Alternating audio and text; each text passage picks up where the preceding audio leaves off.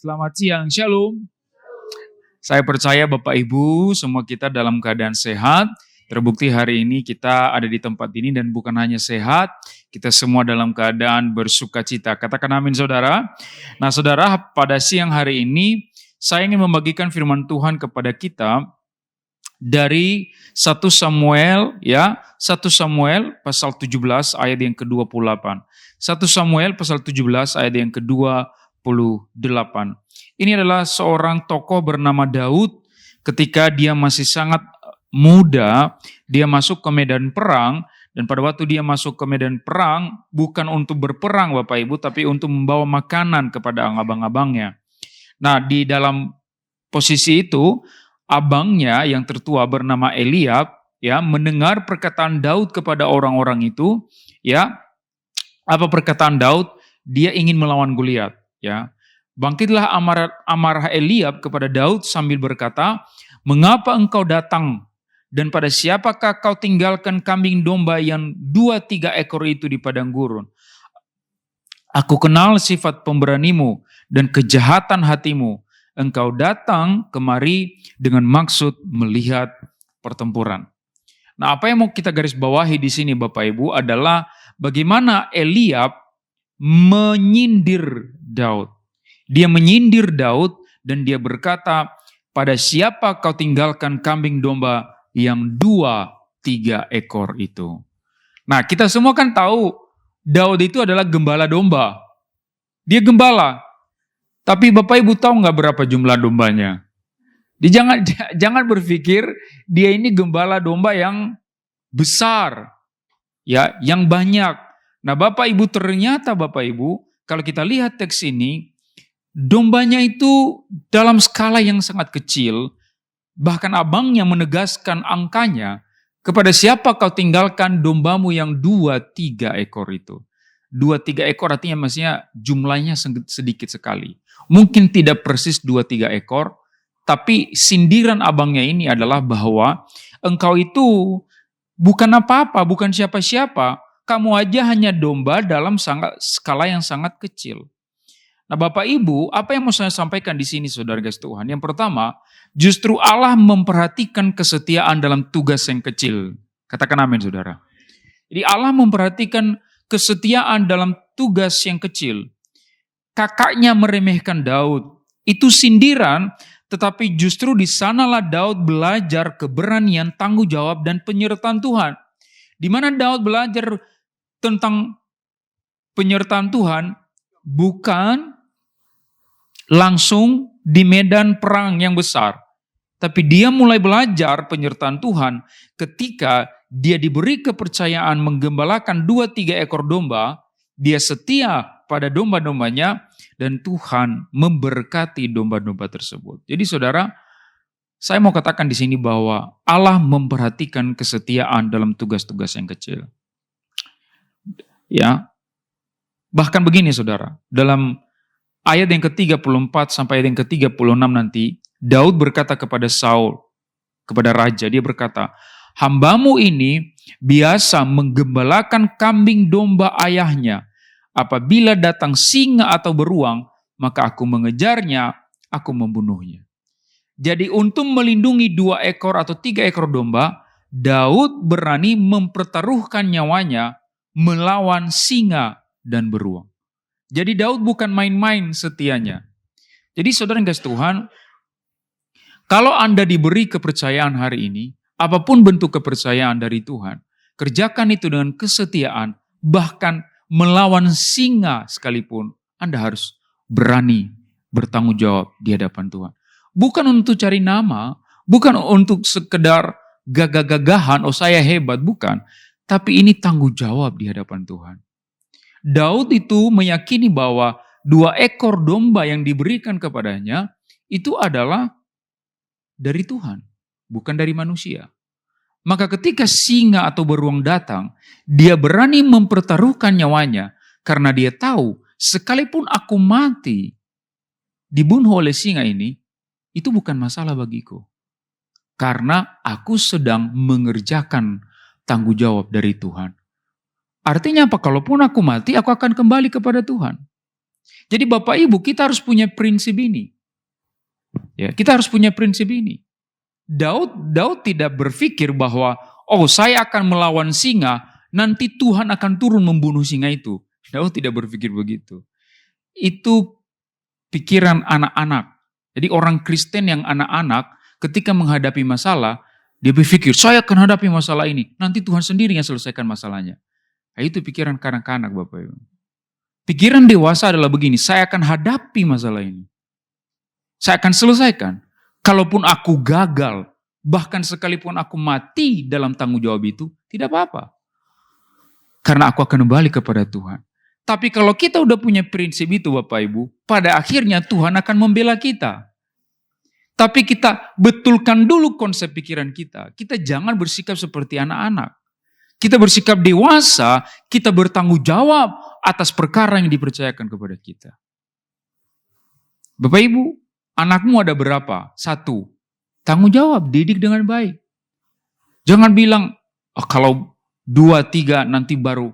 Bapak Ibu, saudara, ada banyak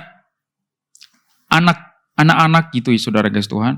Ya, ketika masih kecil kita manjakan, kita tidak bertanggung jawab. Ketika dia dewasa, dia menjadi tidak bertanggung jawab juga. Kenapa? Karena orang tua yang tidak bertanggung jawab. Jadi saya kalau melihat anak-anak itu manja, kurang tanggung jawab, yang saya salahkan orang tuanya. Karena waktu anak itu kecil, orang tuanya tidak bertanggung jawab mendidik anak itu. Kenapa? Masih kecil, nanti juga dia tahu sendiri jalan hidup. No, itu tanggung jawab daripada Tuhan. Saudara kasih Tuhan. Jadi Bapak Ibu, mari kita bertanggung jawab dengan sungguh-sungguh. Kita berikan sepenuh kekuatan kita untuk melayani Tuhan. Ya, amin Bapak Ibu. Ya, apapun bentuk tanggung jawabnya. Jadi kalau saudara misalnya di kantor hanya seorang office boy, lakukan itu sepenuh hati. Karena tanggung jawab yang sesungguhnya itu bukan kepada bosmu, tapi kepada Tuhan. Pekerjaan yang tampak kecil di mata orang lain bisa menjadi tempat Allah melatih dan menguji kita. Entah kita itu supir, kasir, admin, guru TK, atau ibu rumah tangga. Mari kita setia di sana. Tuhan sedang mempersiapkan sesuatu yang lebih besar. Yang kedua, tempat kerja kita adalah sekolah karakter kita. Daud tidak belajar kepemimpinan di istana. Ia belajar menjaga yang lemah, melawan bahaya, dan percaya kepada Tuhan di padang rumput, bukan di istana. Jadi Bapak Ibu, kalau Bapak Ibu bilang sama Tuhan, nanti saya akan sungguh-sungguh melayani Tuhan kalau sudah saya diberkati. Ya, Bapak Ibu, saya pernah ngajak seorang pengusaha, saya bilang, Pak, ayo kita melayani Tuhan. Ya, dia bilang sama saya, doakan dulu Pak, supaya tender yang ini menang. Ya, saya bisa menang. Lalu saya doakan, kemudian dia menang tender itu. Saya bilang, ayo Pak kita melayani. Nanti dulu Pak, ini ada tender yang lebih besar. Doakan, kalau ini bisa menang, pasti nanti saya akan melayani Tuhan. Supaya kalau kita sudah memiliki semuanya Pak, kita lebih gampang melayani Tuhan. Dia bilang begitu. Nah Bapak Ibu, banyak orang berpikir, saudara, mereka berpikir bahwa mereka akan nanti saya akan bertanggung jawab kalau sudah dipercayakan di sana, di tempat yang besar itu. Bapak Ibu, Daud tidak seperti itu. Dia justru bertanggung jawab di padang rumput. Artinya begini, tempat kerja kita adalah sekolah karakter kita. Jadi di mana tempat kerja kita, itulah sekolah karakter kita. Dalam Mazmur pasal 78 ayat 70 sampai 72 dikatakan begini. Dipilihnya Daud hambanya dari kandang domba untuk menggembalakan Yakub. Ya, Yakub maksudnya di Israel, untuk menggembalakan Israel. Yang menggembalakan mereka dengan hati yang tulus dan memimpin mereka dengan tangan yang cekatan. Jadi Bapak Ibu, rahasia untuk menjadi seorang yang dapat dipercaya oleh Tuhan adalah tulus hati tapi cekatan tangannya. Kalau perkataan Yesus, dia bilang begini, cerdiklah seperti ular dan tuluslah seperti merpati. Jadi kita itu juga jangan bodoh-bodoh Bapak Ibu. Di tempat kerja cuman engge gitu ya. Dibohongi, engge. Kita juga harus punya apa? Kecekatan, saudara. Daud cekatan. Ya. Ketika dia lihat abang-abangnya suka membuli dia, suka merendahkan dia, maka dia pakai trik yang lain. Dia langsung menghadap raja. Dia langsung bikin heboh supaya raja punya perhatian sama dia. Jadi Bapak Ibu, dia cekatan, saudara. Daud cekatan, dia cerdik. Dia cerdik.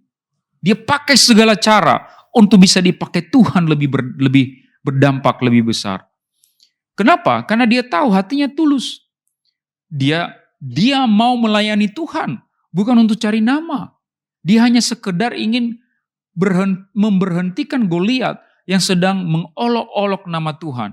Dia mau memberhentikan mulut si Goliat itu.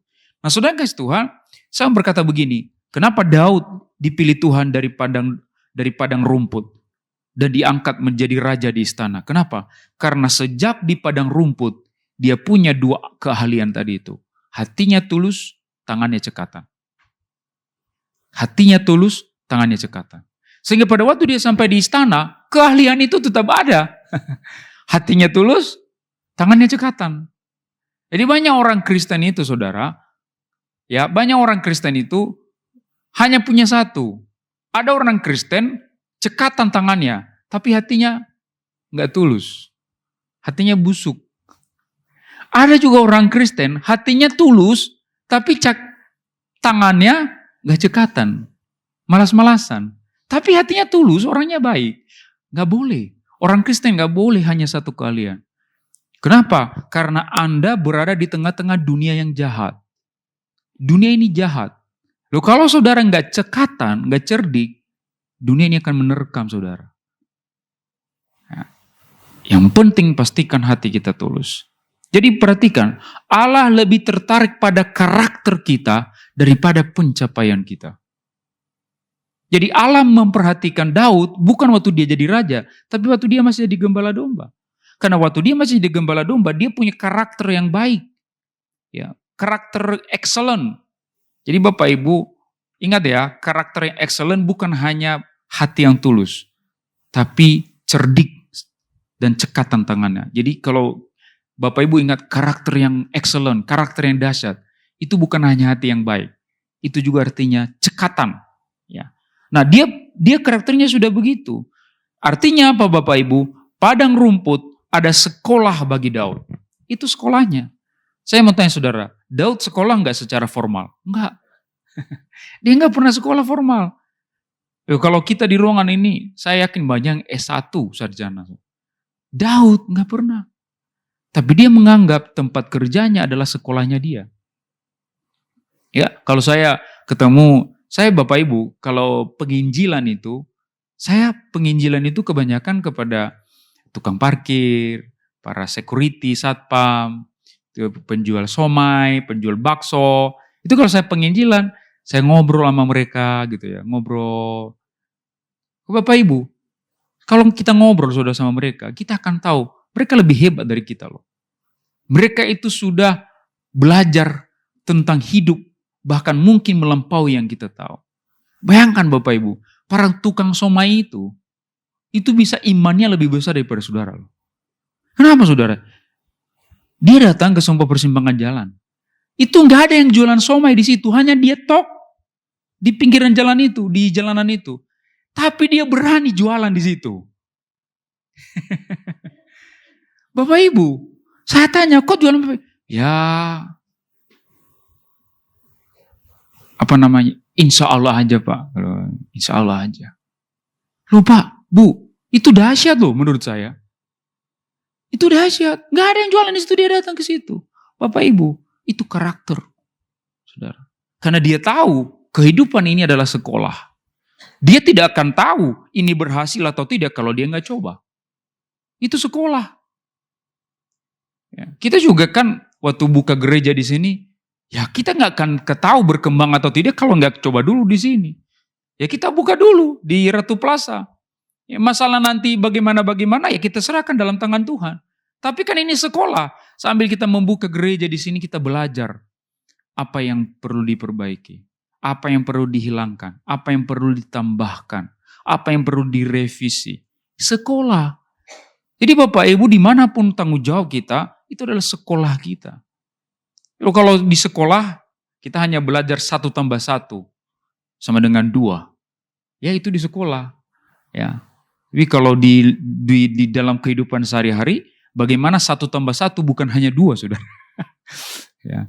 Tapi bisa lebih banyak, bisa 100, bisa 200. Itu 1+1.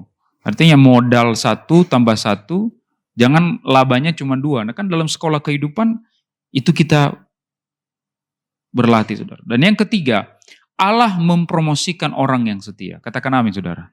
Orang yang setia itu pasti dipromosikan Tuhan. Ya, Daud ke medan perang bukan untuk bertarung, tapi untuk membawa bekal.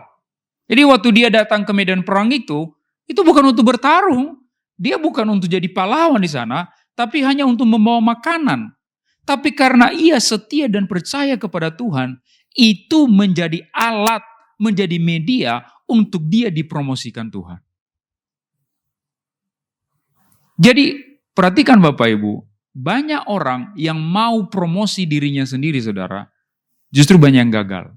Tapi banyak orang hanya sekedar untuk melayani Tuhan, justru Tuhan yang mempromosikan dia. Saudara, waktu saya buat Instagram saya, Bapak Ibu, Instagram saya di Instagram, saya buat akun saya. Saya tidak pernah bermimpi saya akan punya followers puluhan ribu. Enggak pernah punya pikiran ke sana. Saya hanya tahu saya banyak belajar firman Tuhan di kampus dan saya butuh media untuk mencatat hal-hal itu. Paling tidak itu menjadi histori apa yang saya pelajari. Jadi suatu hari saya bisa buka ulang-ulang lagi. Itu menjadi tempat penyimpanan. Lalu saya lakukan itu selama bertahun-tahun di Instagram. Hampir 10 tahun follower saya nggak naik-naik. Kurang lebih ya 1.000 apa 2.000 gitu. Tapi ketika saya setia di sana Bapak Ibu, tujuan saya hanya sekedar membagikan firman Tuhan, bukan untuk mempromosikan diri. Justru kesetiaan itu Tuhan sendiri yang promosikan. Tiba-tiba ada artis, ya siapa itu yang orang Batak gitu tuh, ada artis. Ya Melanie Ricardo. Tiba-tiba dia baca status saya, Melanie Ricardo itu share, dan itu boom, langsung meledak. Jadi banyak sekali followers. Jadi Bapak Ibu, Allah mempromosikan orang yang setia. Saya pengalaman satu Bapak Ibu, ada satu gereja di Harapan Indah. Kecil sekali. Saya dijadwalkan di situ minimal 2-3 kali setahun di gereja itu. Kecil. Waktu saya pertama kali khotbah di situ, jemaatnya itu hanya keluarga dari gembala. Yang main keyboard gembala, yang WL ibu gembala. Naik ke atas. Iya, jemaatnya dikit. Kadang cuma 10 orang, 12 orang, saudara. Tapi dia setia Bapak Ibu. Saya tanya penggembalanya, Pak, bagaimana ini segala operasional? Pokoknya saya setia aja. Tapi anehnya Bapak Ibu, ada aja berkat Tuhan untuk operasional gereja itu. Padahal jemaatnya dikit. Bapak Ibu tahu, ketika dia setia selama 7 tahun, jemaatnya hanya keluarganya. Saudara tahu, pas masuk tahun ke-7, tiba-tiba ada satu keluarga ya, yang masuk ke situ, hanya lihat di Facebook gereja itu, bawa. Lalu dari keluarga ini, bawa keluarga yang lain. Dari keluarga itu, bawa keluarga yang lain. Akhirnya, kayak MLM, saudara. Multi-level marketing. Dari ini, tek. Tapi selama 7 tahun, jemaatnya hanya keluarganya saja. Bapak Ibu, menurut saudara, siapa yang mempromosikan itu? Itu Tuhan.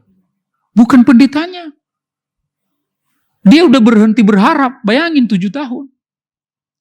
Dia bilang udah sama Tuhan, kalau pada akhirnya jemaat saya hanya keluarga saya, enggak apa-apa, saya enggak akan tutup gereja ini.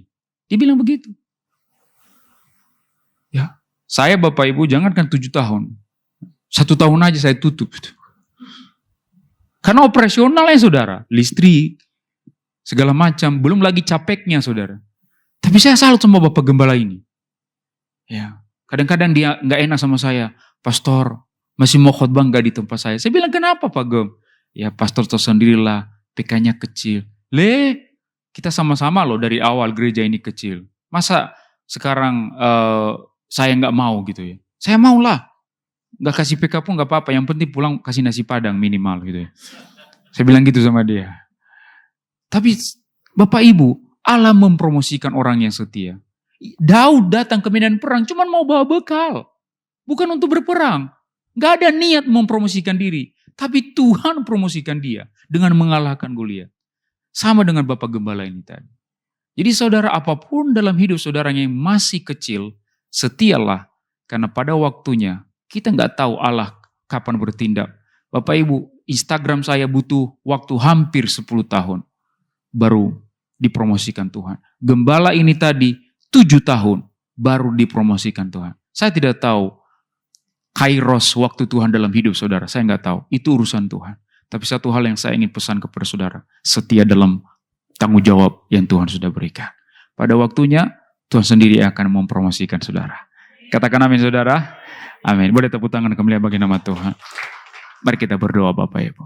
Mari kita satu dalam doa. Bapa, terima kasih. Engkau baik bagi anak-anak-Mu yang setia. Hamba-Mu Daud, Engkau tolong, Engkau promosikan. Kami percaya, kami semua juga akan mendapat berkat yang sama. Bukan menurut keinginan kami, bukan menurut waktu kami, tapi menurut kehendak Tuhan. Aku berdoa kepada hamba-hamba-Mu di ruangan ini, di gereja ini, di Mount Hermon ini, yang hadir beribadah pada siang hari ini. Saya berdoa kiranya Tuhan yang memberkati mereka, promosikan mereka, dan berikan mereka hati yang bijaksana, tangan yang cekatan, dan hati yang tulus untuk melayani-Mu, untuk dalam pekerjaan mereka. Izinkanlah mereka memiliki karakter seperti Daud, sehingga apapun yang mereka lakukan, Tuhan buat berhasil. Terima kasih Bapa, bagi-Mu kemuliaan sampai selama-lamanya. Dalam nama Yesus, mari katakan sama-sama, amin.